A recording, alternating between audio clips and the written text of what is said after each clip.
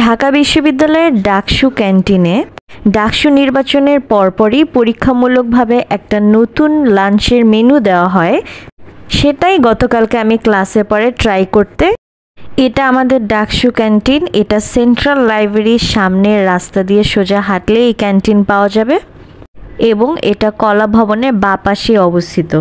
এই ডাকসু নির্বাচনের পরেই ডাকসু ক্যান্টিনটাও বরাবরই আলোচনায় আসে এবং পরীক্ষামূলকভাবে দেওয়া এই নতুন লাঞ্চটাও আমি অনেকবার সংবাদে দেখছিলাম। তো আমার কাছে মনে হলো যে একবার ট্রাই করেই ফেলি। গিয়ে দেখি বিশাল বড় একটা লাইন।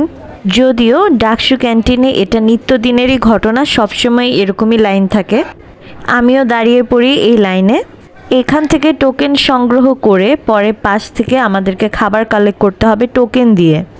এখান থেকে আমি একটু মেনুটাও দেখাই আপনাদেরকে। এখানে সবসময় 20 টাকার তেহারি পাওয়া যেত, সেটা সহ এখন পরীক্ষামূলকভাবে 55 টাকায় ভাত, সবজি, ডাল, মুরগির মাংস এবং 40 টাকার এবং 25 টাকারও প্যাকেট চালু আছে।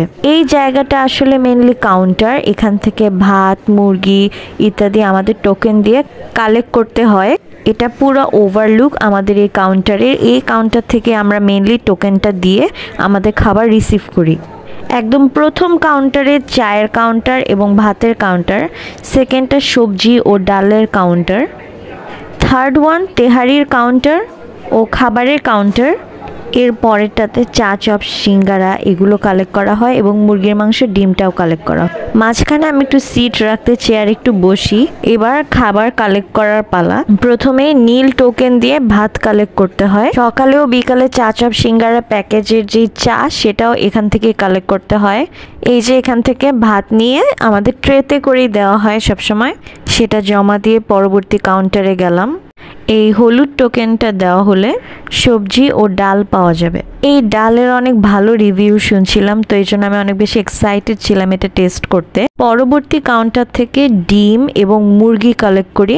এটা হচ্ছে আমার ফুল খাবারের আউটলুক। আমি 55 টাকার প্যাকেজটা নিয়েছিলাম, যেখানে 1 প্লেট ভাত, যেটা রিফিলেরও ব্যবস্থা আছে, ডাল, সবজি এবং মুরগির মাংস থাকে।